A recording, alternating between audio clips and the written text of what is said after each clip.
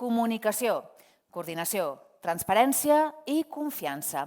Intervindran Jordi Martínez, director de Síntesi, Patricia Plaja, periodista experta en comunicació de crisi, i Oriol Llop, professor de la UBF i consultor en comunicació corporativa i de crisi. Modera Lluïsa Fuentes, directora de comunicació de l'Associació de Càmpings de Girona. Endavant, la taula és vostra. Moltes gràcies, Ivana, per la teva presentació i per les teves paraules.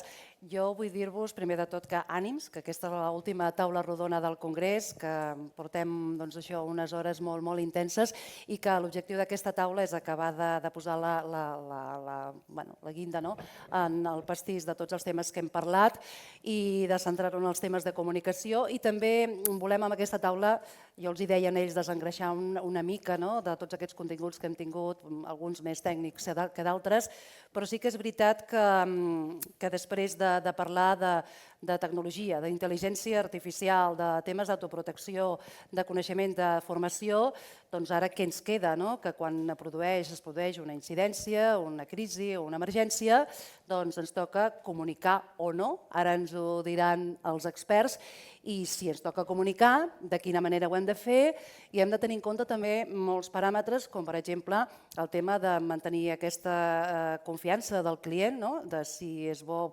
comunicar per mantenir precisament aquesta confiança, de quina manera ho hem de fer, i després també per lidiar tot el que ens ve quan passa alguna cosa amb l'opinió pública, amb els mitjans. Ja sabem que si no expliquem, doncs ho explicaran per nosaltres. Doncs tot això és el que les persones que tinc a la meva dreta ens ajudaran una mica a clarificar, esperem, de com hem abordat totes aquestes qüestions. Hem de tenir també en compte, els hi deia a ells quan preparàvem aquesta taula rodona, que és veritat que en el sector del càmping doncs alguns sí, però no tots tenen una persona dedicada específicament a temes de comunicació. A l'associació i a la federació sí, a l'associació algunes, a més tampoc no totes, però no hi ha una persona i si hi és, doncs a vegades fa altres coses, fa màrqueting i altres tasques. Per tant, tenint en compte aquesta premissa, sí que hem de tenir clar que avui en dia això ha evolucionat, també hi ha un protocol estandarditzat, per tant sí que aquest protocol per actuar en casos d'una incidència o de crisi, la federació, l'associació el té i el posa a l'abast de qui el necessiti, doncs tenint en compte tot això, la primera pregunta o reflexió que llenço és per què és important la comunicació en un cas de si passa alguna incidència. Preparant aquesta taula, en Jordi ens deia que primer hem de distingir entre incidència, crisi, no és el mateix, no podem confondre, però sobretot per què és important si és que hem de comunicar. Jordi. Toca a mi començar? Però jo tinc una bona notícia, que és que com ens dediquem a la comunicació serem breus. Per tant... Sí que, perdona, que m'he deixat una cosa, perdoneu, sí que m'agradaria, perquè la Ivana ens ha fet el nom i el càrrec, però sí que mínimament els havia demanat que fessin una breu explicació per situar-nos del més destacat o rellevant de la seva trajectòria. Jordi, comencem per aquí. Sí, bé, jo vinc del món del periodisme, el que passa que fa 35 anys que m'hi dedico a la comunicació corporativa i de crisis, i avui estic molt content d'estar aquí, perquè jo vaig començar al sector turístic. Vaig començar gestionant la reputació de Lloret de Mar, no cal que us expliqui res més. Amb en Miquel Gotanegra vam viure l'atemptat de Roses, que ara la Patrícia en recordava que ja fa 25 anys, per tant ja tenim uns quants quilòmetres en marxa, i per tant vam viure moltes situacions vinculades al sector turístic.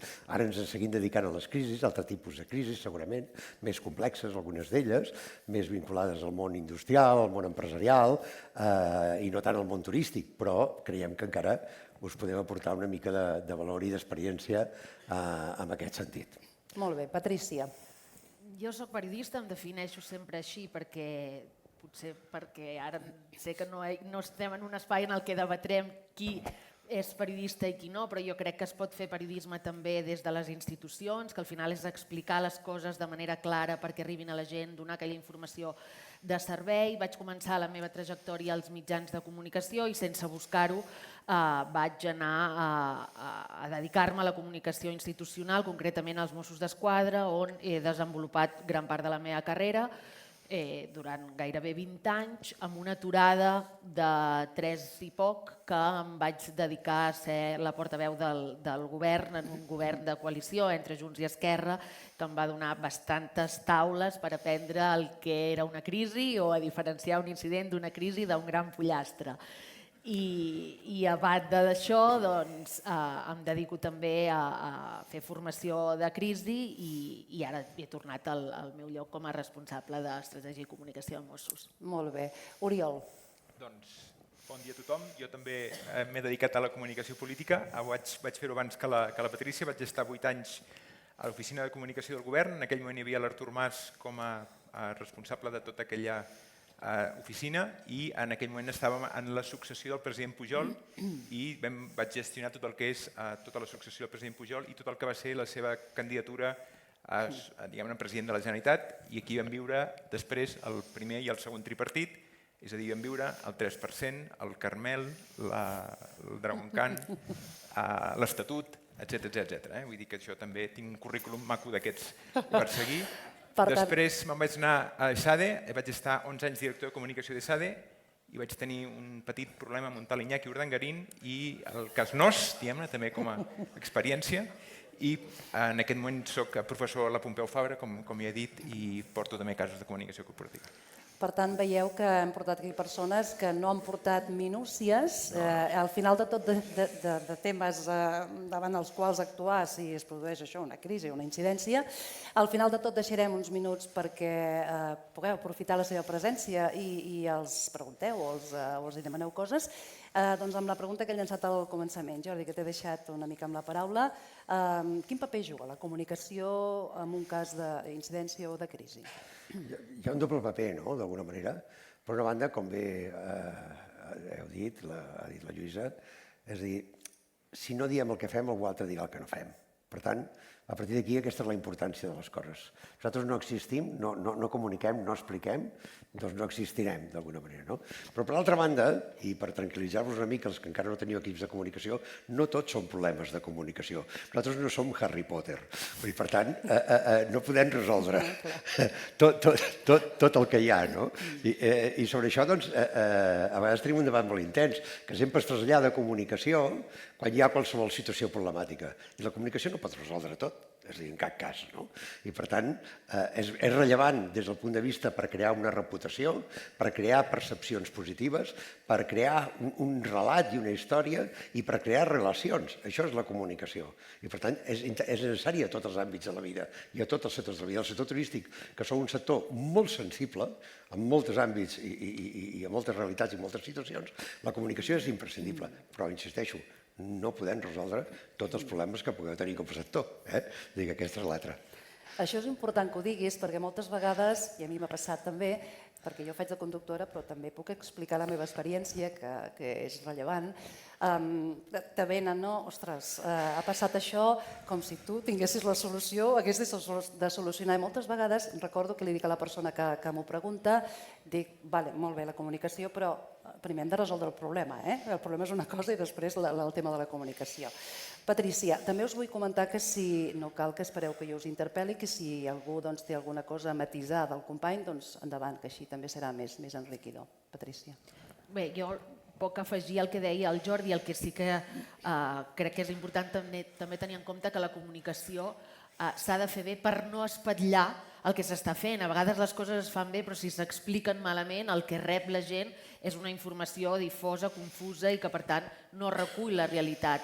O sigui, la comunicació no sempre ho arregla tot, però certament una mala comunicació també pot espatllar les coses. I voldria afegir que a vegades, quan ja les coses es fan malament, la culpa no és de comunicació, és que de l'inici ja venen enverinades, ja venen mal fetes. Per tant, no som Harry Potter, deia el Jordi, el que acostumem a ser és l'ase dels cops, els responsables de comunicació, aquí fent una mica de corporativisme, però és així, no és una frase que sentim moltes vegades, això és un problema de comunicació. Miri, no senyor, això no és un problema de comunicació, això és que el punt de partida estava plantejat malament, no el següent. I crec que és important també tenir en compte que hem de comunicar per convicció, no per obligació, és a dir, hem de ser conscients d'aquesta importància d'explicar el que estem fent, d'explicar el que està passant perquè ens ho creiem, perquè en el meu cas, per exemple, jo sí que puc posar exemples parlàvem també, no? Allò que abans d'entrar.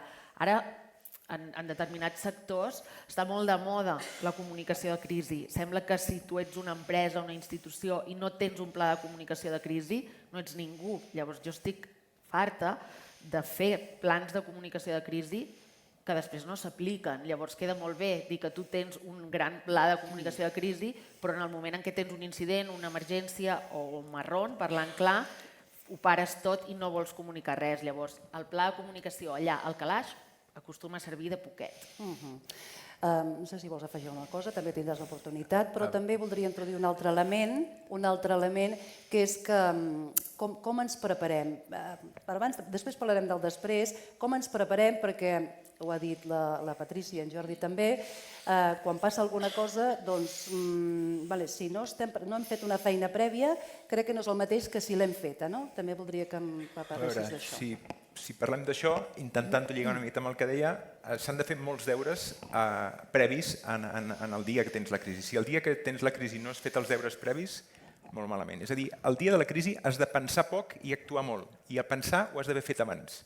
Has d'haver pensat qui serà el portaveu, has d'haver pensat quins seran els integrants del comitè de comunicació de crisi, per exemple, has d'haver pensat quins seran els arguments, has d'haver pensat qui serà el públic en el qual t'hauràs de decidir i en quin ordre, has d'haver pensat, per exemple, quins són els mails, els telèfons, els llocs on has de trucar a la gent, etc. Hi ha tota una sèrie de coses que pots pensar prèviament a la situació de crisi. Després pots decidir, això vaig pensar-ho així, però ara ho faré així, perquè la situació, el context o la demanda és diferent. Però és molt millor haver-ho pensat per poder dir no o poder dir sí, que no pas haver en aquell moment, amb la pressió, els nervis, tota la situació, no haver pensat res. Per tant, i després, en la línia del que deies, Patrícia, tenir un bla bla bla de comunicació de crisi no serveix de res. Des del meu punt de vista, manuals de crisi que siguin fitxes, que siguin molt més pràctics, que siguin molt més... Això ho he fet, això no ho he fet, això em costa, em toca fer-ho, això ara, això després, primer aquest, després l'altre, és molt millor que no... A veure, ara m'he llegit 180 pàgines d'un manual de crisi, no, això no serveix. Això que diu ara, hi ha un petit secret, molt petit, i com estem en confiança us ho podem explicar. La veritable gestió d'una crisi comença quan s'acaba la crisi. Què vol dir? Lligat amb el que deies, no? Que en realitat ens hem de preparar per la següent. Perquè si no ens preparem per la següent, no serem capaços de gestionar-la. Avui dia no serem capaços de gestionar-la, perquè avui dia el temps de les crisis és zero. És a dir, el temps és absolutament zero. I per tant, si no estem preparats, si no tenim clar què volem fer, ens passarà com un tsunami tot el que succeeix a la crisi. I si anem a remolc, tampoc l'acabarem resolent mai. No podem anar a remolc de les crisis. Les crisis han de tenir una direcció. I aquí va lligat la preparació i el pla, diguem-ho així. I com bé dius, hi ha moltes maneres de fer un pla. Si el pla són 30 folis de literatura, doncs evidentment no servirà per res. Però si el pla és pràctic, jo es pot dir que no és per espantar-vos, però hi ha empreses que, semblant a les vostres, que quants riscos diries que tenen identificat? Quants penseu? 20, 30, 40, un càmping? És probablement que tingueu 400-500 riscos.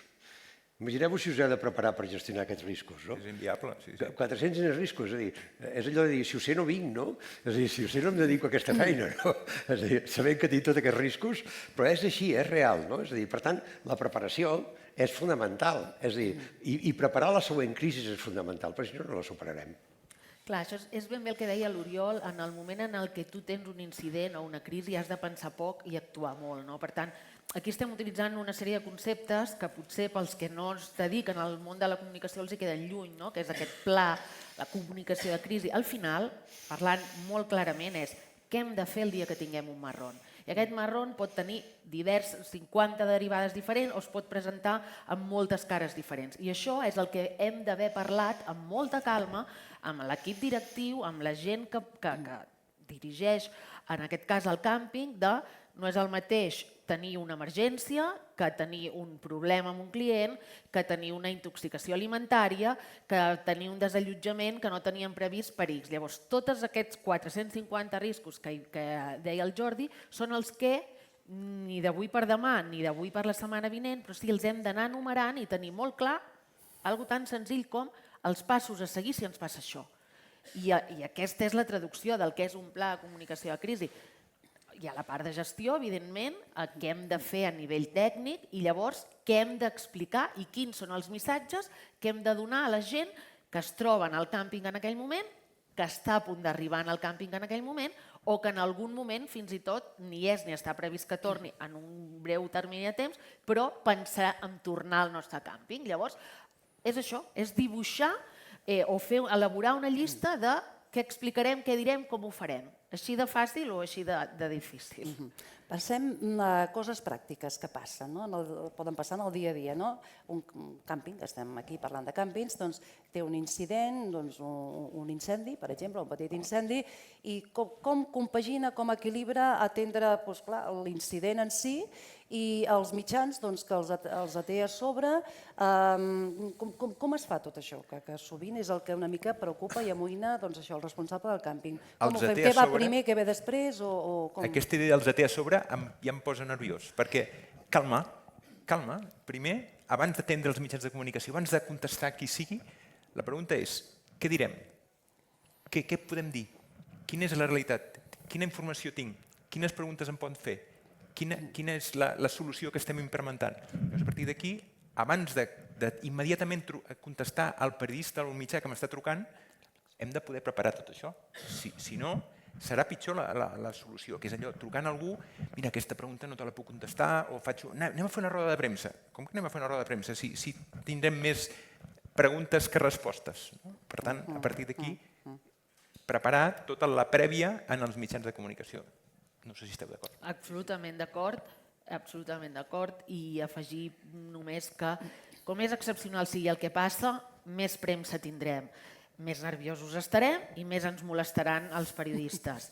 Per tant, hem de fer aquest canvi de mentalitat que deia l'Oriol, calma, amb la premsa hi hem de conviure i com millor sigui aquesta convivència, millor serà el resultat i el missatge que traslladaran. Per tant, el que està passant o el que hagi de passar no ho condicionarà la relació que tinguem amb la premsa, però segurament, d'una manera o altra, el missatge que els periodistes traslladin sí vindrà influït en certa manera amb aquesta relació que tinguem amb els mitjans. Per tant, en aquesta llista de 450 coses que ens poden passar, que 182 poden fer que els periodistes vinguin a casa nostra, i hem de tenir previst que, si venen els periodistes, on els ubicarem.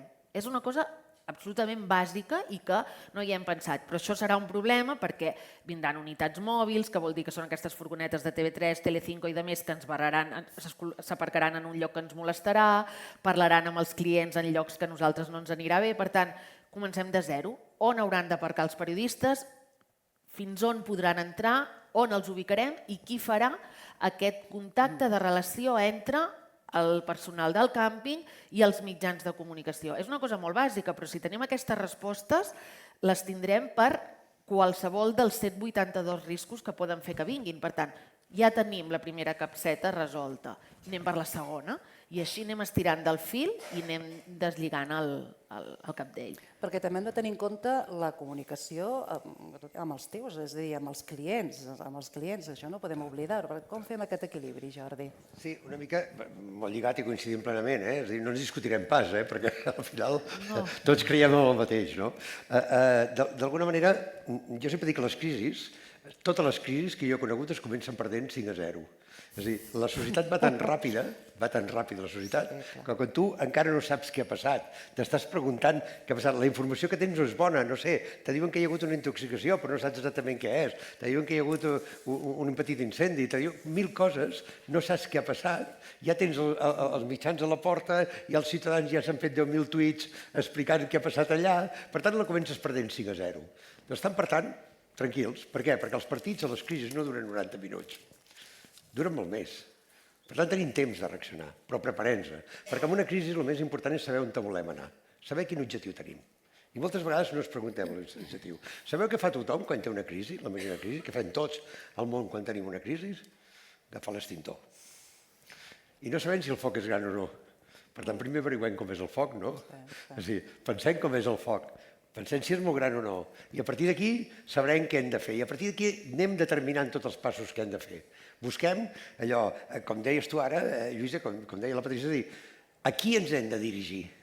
Potser els primers que tenim al càmping, no? Els que ja tenim a casa. Aquests serien els primers que els havien d'explicar la situació, perquè ja els tenim, i aquests tenen un mòbil, Aquests són mitjans de comunicació. No oblidem que tots, absolutament avui dia, som un mitjà de comunicació en potència, un líder de comunicació en potència i una font d'informació en potència. Per tant, hem de saber que tenim... Quants hi caben als vostres càmpings de gent? Lluïsa, tu que ho saps, en un càmping mitjà, quanta gent hi cap, més o menys? Depèn, poden cabre de 1.000 persones, de clients, 2.000, Doncs imagineu que 3.000, tenim 3.000, 5.000, 5.000 depèn de la persones. dimensió, més, depèn. 5.000 persones. Doncs 5.000 persones són 5.000. 5.000 mitjans de comunicació. És el que teniu dintre casa. Per tant, comencem a gestionar-los aquests. Aquests són els primers que hem de gestionar. I després els altres, com diu la Patrícia, doncs, hem de veure què els hi diem, qui els hi diu, com els hi diu. Doncs tot això, però hem de tenir-ho preparat. No passa res que perdem 5 minuts. Ja ha sortit, ja hem perdut. El primer gol ja el tenim en contra. Per tant, no vol dir que ara ens anem de vacances i tornem l'endemà, Vol dir que hem de gestionar la situació, Però sense aquesta pressa que ens farà dir coses que no són, que ens equivocarem... Jo poso un exemple molt ràpid, no? Me recordo de l'apagada de Barcelona. Jo era director de comunicació d'Endesa en aquell moment, a l'apagada de Barcelona, i que van deixar sense llum, perquè us fa una idea, 6 mesos a Barcelona. És a dir, anaven en grups electrònics pel carrer, no? I me recordo que la primera versió que me diuen és que ha caigut un cable de Red Elèctrica, que és una altra empresa, i allò ha provocat un curtcircuit. Clar, jo surto davant de tots els mitjans de comunicació a dir que ha caigut un cable de Red Elèctrica que allò ha provocat un curtcircuit. I una tensió brutal, rebien 3.000 trucades diàries de mitjans de comunicació, una barbaritat. I l'endemà me crida el tècnic que m'havia donat la informació i diu, escolta, pots venir un moment? Diu, perdona, és que el cable era nostre. Detall menor. Petit, no? És a dir, no tenia cap importància. Doncs aquí és on aprens la importància no córrer. A dir, primer averiguant la informació, què ens està passant? Segon, a qui ens afecta. Tercer, què direm i com ho direm. I una cosa molt important, com ho resoldrem. Però allò que dèiem, no és un problema de comunicació a vegades. És a dir, tenim eines per resoldre? Sabrem resoldre-ho? Doncs totes aquestes preguntes les hem de fer abans de voler comunicar. I això és molt important.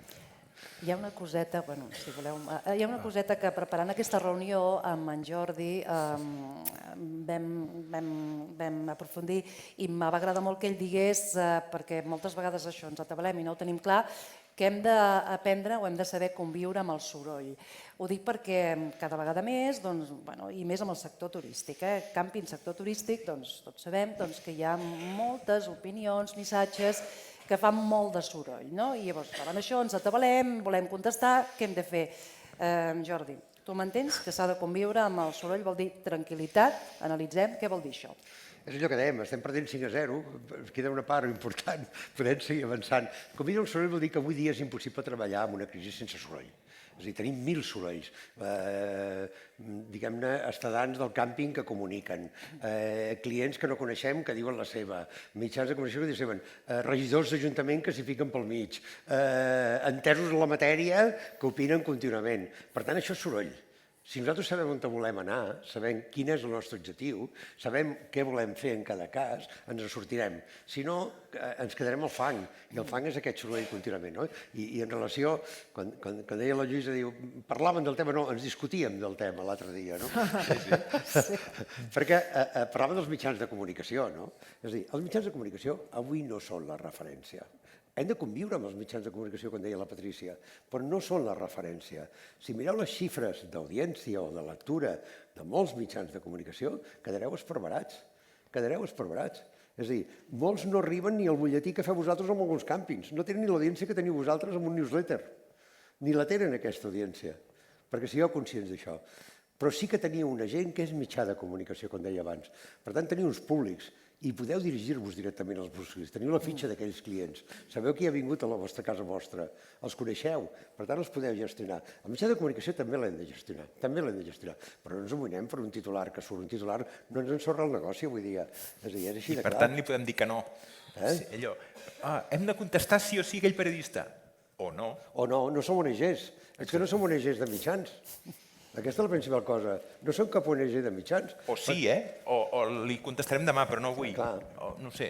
Depèn del cas. S'ha d'estudiar cada cas, no? Cada cas s'ha de visualitzar, creiem, no? Però d'alguna manera hem de saber distingir la importància de cada cosa. Hi ha moments que el mitjà és rellevant i ens pot generar un problema i hi ha moments que no ens pot generar un problema. Doncs, per tant, hem de saber distingir. I és més important dirigir-nos als nostres, els que ja tenim, que no al mitjà de comunicació, que no ens afectarà tant. Vull dir, aquesta és la realitat.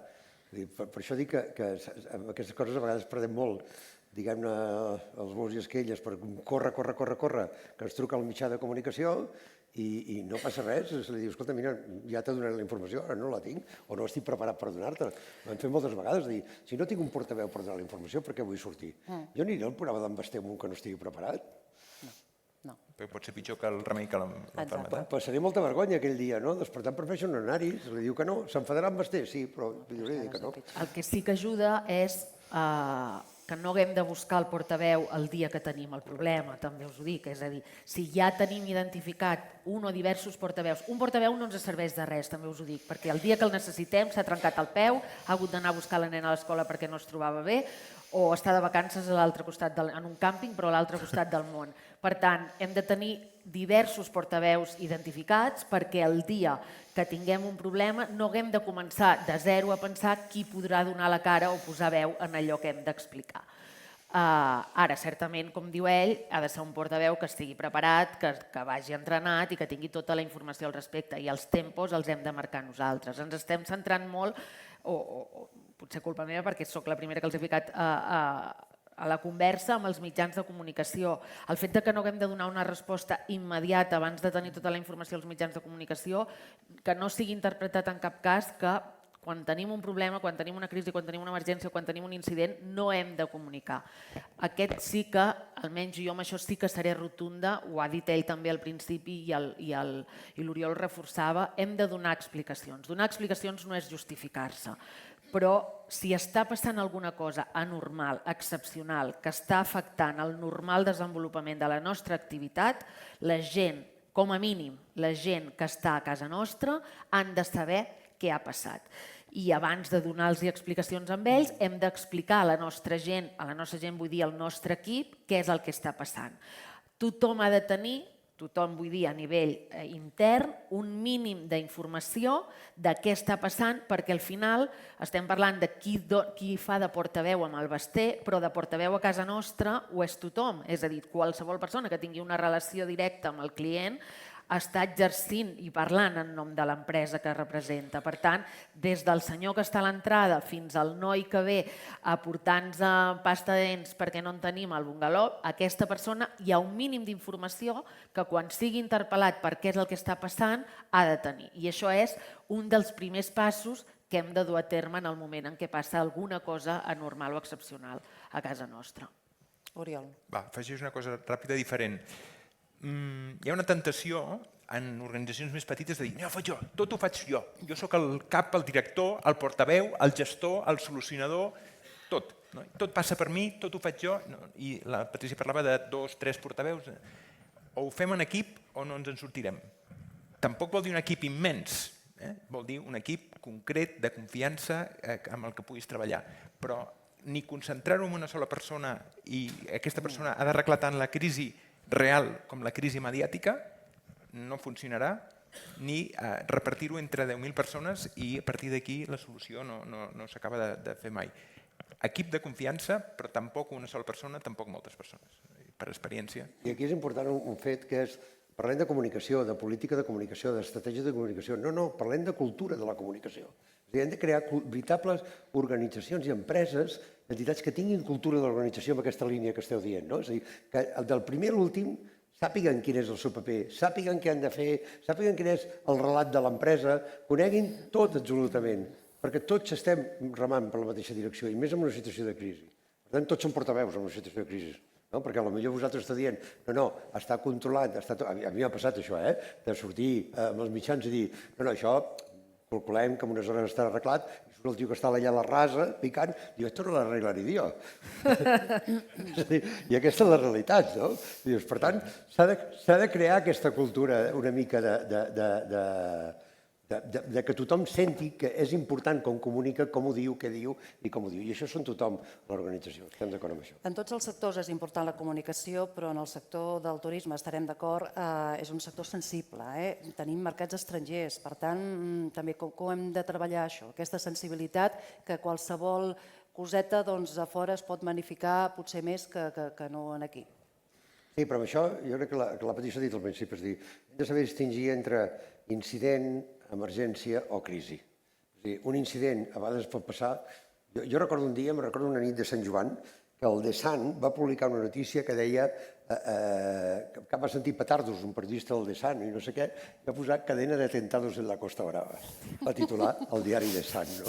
Aquell dia no va passar res, explico, no? Per tant, hem de saber no introduir nervis al sistema a vegades. A vegades prenem molt nerviosos perquè ha sortit un comentari a les xarxes socials, que tu deies abans, un comentari a les xarxes socials, i tots a córrer i paralitzem-ho tot perquè hi ha un comentari negatiu a les xarxes socials. O hi ha un article d'opinió, un article al diari que parla d'això. No, tranquils, a veure, analitzem quina conseqüència té, analitzem quina repercussió té, analitzem tot el que passa, i la majoria de vegades ens donem compte que no passa absolutament res, que hem d'actuar i hem de preparar coses, però que potser no cal córrer. Doncs aquesta és una mica la realitat, no? Sí, normalment quan s'expliquen les coses suma. Torno a dir, explicar no és justificar-se, però en l'exemple que posava el Jordi o en qualsevol altre cas, quan hi ha una rumorologia, quan comencen a créixer aquestes informacions que no són molt rigoroses, ja no parlo d'informacions falses, sinó de coses que corren, siguem capaços o fem l'esforç de veure d'on ha sortit allò, no per assenyalar qui ha sigut la persona que ho ha creat, sinó per què s'està parlant d'això, què és el que hi ha realment i ho expliquem. I normalment, en la majoria dels casos, això queda desactivat abans de que la bola de neu s'hagi fet gran. Per tant, al final, gairebé sempre explicar-se suma perquè és que l'interlocutor entengui la realitat que s'està vivint i no la que algú està intentant projectar. Diu que hi havia un càmping que tenia un gimnàs amb bicicletes d'aquestes estàtiques i algú va publicar un tuit dient que hi havia 3 bicicletes del gimnàs que no funcionaven i estava indignadíssim. I el responsable del càmping va dir hem de contestar perquè no és veritat, no n'hi ha 3, no n'hi ha una només. I li vam dir vols dir que no és millor dir gràcies per la teva aportació, sàpigues que en un dia ho hem arreglat i al cap d'un dia això ja ha deixat de ser un problema. El vam convèncer i a partir d'aquí la solució és molt millor. Sí, el tema xarxes que abans n'heu parlat, això és a dir, hem de tenir en compte que no contestar a la persona que ha fet aquest tuit, sinó als que el llegeixen aquell tuit, no? I comunicar en positiu, que a vegades és molt difícil. És molt millor donar gràcies que no pas creiem l'error de criticar. comunicar el mateix to de l'altre, o creiem l'error, el que he dit d'estar al fang, no? És a dir, sortint del fang i anem a comunicar en positiu, expliquem coses que fem en positiu, no? No és fàcil tampoc, A veure, com hem dit, aquí no tenim varetes Si màgiques. jo comunico i genero elevo el suflé del que ja tinc, val la pena dir alguna cosa o no? Si la idea que jo diré baixa la tensió, mai se sap del tot, és evident, però en aquest sentit és més jo crec que és un criteri important. Clar, amb l'exemple que tu poses de les xarxes socials és una mica també similar al que parlàvem de quan tenim un marrón o quan tenim una crisi. El que hem de tenir és un criteri, és a dir, el que no pot ser és que un dia responguem d'una manera i l'endemà de la contrària. Avui tenim molt bon dia perquè estem molt contents, perquè estem tots aquí, i demà sabem que la previsió meteorològica és nefasta i estem molt emprenyats. I, per tant, el to és absolutament diferent i també la forma. Llavors, això és el que no pot ser. Hem de tenir un criteri de què fem amb els comentaris a les xarxes. I a partir d'aquí, en comunicació, 2 i 2 no sempre són 4 i, per tant, hem d'escoltar el client, hem de tenir una política comunicativa d'empresa i hem de decidir què fem, però ho hem de fer de manera raonable i, sobretot, de manera que tingui un sentit i una coherència. I és el que hem de tenir preparat abans. O sigui, en algun moment ens arribaran comentaris a X, a Instagram, o una ressenya absolutament negativa. Llavors, no és el moment de parlar-ho amb calent i amb aquella persona que potser fins i tot ja hem acabat tenint una conversa verbal un pèl pujada de to per la seva part. Ja ho hem d'haver parlat abans, amb calma, i també pensar en els comentaris bons, és a dir, no posem tota la carn a la graella perquè fem amb els comentaris negatius. I amb les ressenyes bones, i amb aquelles persones que cada any quan venen ens deixen un comentari, doncs també ho hem de tenir-ho establert. Mira, jo treballo per una companyia d'autobusos, els exemples a vegades són bons, que té uns 700 autobusos, es dedica al món del turisme i transporta més o menys cada any uns 20 milions de persones. Cada dia rebem entre 500 i 1.000 posts negatius de la companyia, perquè si no arriba a l'hora, perquè l'autobús, el conductor està mirant el mòbil, perquè ha anat massa de pressa, per 1.000 coses. Cada dia. No hem perdut mai un client. Aquesta és la reflexió que us he de fer. És a dir, Per tant, nervis no. És a dir, s'ha d'avaluar. És a dir, evidentment, si tu transportes 20 milions de persones, és normal que 1.000 o 500 no ho trobin bé, o no estiguin a gust, o em fa calor, o trobo que no hi ha l'aire condicionat al cotxe. Evidentment, aquesta és la realitat, és el soroll el que has d'aprendre a conviure. I quan t'empresen un problema real, se li ha de dir, com bé dèieu, moltes gràcies, encantat que ens ho comuniqueu, ens posem a resoldre-ho immediatament. Aquesta és la realitat, no? Per tant, no ens espantem a vegades fàcilment per les coses que passen. Hem parlat abans de la importància de preparar-nos i també i treballar tota aquesta bona relació parlant de mitjans de comunicació, perquè no serveix de... Ara vaig als mitjans. És important fer aquesta preparació, aquesta relació, treballar-la, però ara parlem del post, no? És a dir, ha passat alguna cosa, el càmping, l'establiment ha quedat senyalat, se'n parla malament. Com ho arreglem, això? El tema reputacional, no? Perdó. Sent sincers, sabent que allò n'hem d'aprendre, el que deia també el Jordi abans. És a dir, si el que fem és tapar-nos les vergonyes, no dir exactament què hem fet bé, què hem fet malament, no voler aprendre, no fer-ho millor, no serviria de res. Per tant, gestionar això amb una voluntat de fer-ho millor la propera vegada i de ser sincers entre nosaltres mateixos i no intentar posar l'extintor de seguida dient no, ja, oblidem-ho i la propera ja ho farem millor. No. Hem de treure aprenentatges i aplicar-los a continuació. I una cosa important, les crisis mai es tanquen soles, les hem de tancar. Hem d'aprendre a tancar les crisis. Si no ens duren i continuen durant molt de temps. Per tant, les crisis hem de dir hem acabat la situació, ja ho tenim arreglat, gràcies per la col·laboració i tirem endavant. Si no es fa aquesta carpeta, no es tanca aquesta carpeta, és allò que passa a dir, fa 2 anys de... I estem allà sempre immersos a dir, escolti, nosaltres un tema passat i s'ha de saber dir prou, ja hem acabat, no? I és molt important tancar les crisis també en aquest sentit. Va haver una empresa, perdó, endavant, Oriol. una empresa que se li va morir un treballador i vam haver de gestionar la comunicació de la mort d'un treballador d'aquella empresa. Clar, no és fàcil abordar l'aprenentatge posterior d'això, perquè hi ha la família, perquè tothom sabia qui... Però la propera vegada que ens passi això, hem d'haver-ho preparat, hem d'haver-ho dit, hem d'haver-ho posat sobre la taula. Va costar 1 any aconseguir fer aquell aprenentatge o aquella reunió perquè fa mal a les pròpies persones, però hem d'entendre que aquesta realitat és, diguem-ne, positiva, és millor que no pas l'altra, que és, diguem-ne, tapar-nos a nosaltres mateixos. Ficar-ho sota l'alfombra, no? Correcte. No funciona mai. Per tant, és el que deien els dos, no? Hem de ser capaços de tancar-la. La millor manera de tancar les crisis és fer-ne una avaluació, treure'n un aprenentatge. Jo no comparteixo el que es diu que de tota crisi en surt una oportunitat.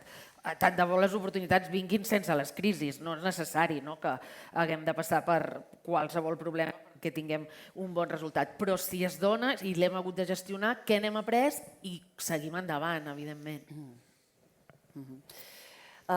Estem ja arribant a la recta final d'aquesta taula rodona. Donarem pas si hi ha alguna pregunta per part del públic, però m'agradaria demanar-vos que donéssiu 1, 2, 3 consells a la gent, com actuar en aquests casos, així a mode de pinzellada de quines coses són les bàsiques que hem de tenir en compte quan tenim un incident o una qüestió que hem de comunicar i que són bàsiques i que no ens les podem saltar, Jordi. Jo diria que les crisis no les provoquen els fets, sinó la forma de reaccionar. Per tant, penseu com reaccioneu en cada situació i d'alguna manera entengueu que en funció de com actueu, aquella crisi pot ser més gran o més petita, d'una banda. I d'altra banda, penseu sempre en el que teniu al davant. Penseu sempre en el que teniu al davant en una situació de crisi. No penseu en vosaltres, vinc a parlar del meu llibre. Penseu en què està visquent l'altre, què necessita l'altre, què pensa l'altre. Això és una cosa que hem après a base de moltes situacions de crisi. Que d'alguna manera ens oblidem molt sovint de qui tenim al davant. I venim a explicar les coses de la nostra manera, a vegades els expliquem que no ens entenen, a vegades els expliquem un llenguatge tècnic que no hi ha manera de que ens interpretin, no? I en canvi, per què? Perquè no estem pensant qui tenim al davant, qui és la persona i com estan visquent, abans ho deies tu, els afectats, no? I com estan patint ells, i quina informació necessiten. Totes aquestes preguntes les hem de fer sempre abans de començar a gestionar una crisi. Patrícia. Gairebé ho ha dit tot el Jordi. Jo l'únic que afegiria és ho resumiria amb una paraula que és empatia. En el moment en què tenim una crisi i el que té a veure amb l'àmbit comunicatiu, el que a nosaltres ens preocupa, i quan dic nosaltres vull dir els que gestionem la crisi, potser no és el mateix que li preocupa en aquell client que està en el càmping o en aquella persona que té un conegut en el càmping. Per tant, siguem empàtics, pensem que els problemes que tenim nosaltres generats d'aquell incident, d'aquella emergència, d'aquella crisi, potser no són els mateixos que els que està percebent o està vivint la persona que està també vivint aquesta crisi. Per tant, és necessari fer una escolta activa, no tancar-nos només amb allò que estem gestionant nosaltres, amb allò que ens interessa comunicar a nosaltres, sinó també ser capaços de donar respostes al que realment els pot inquietar o preocupar a l'altra banda d'aquesta crisi. En resum, primer les persones. Primer les persones. I a partir d'aquí, qualsevol decisió, què és l'important per la persona, no per mi, no per l'organització, no per l'entitat, no pel meu interès, no pel que diran de mi, sinó pel que el públic, el meu client, el mitjà de comunicació, la societat en general, necessitarà el respecte del que està passant. Primer les persones i a partir d'aquí decidir. Molt bé. Tenim un minutet, alguns minutets per si algú vol fer alguna pregunta, alguna reflexió o alguna qüestió en les persones que tenim aquí. Tenim allà algú que vol fer la consulta. El micròfon, sisplau. En allà, Gemma.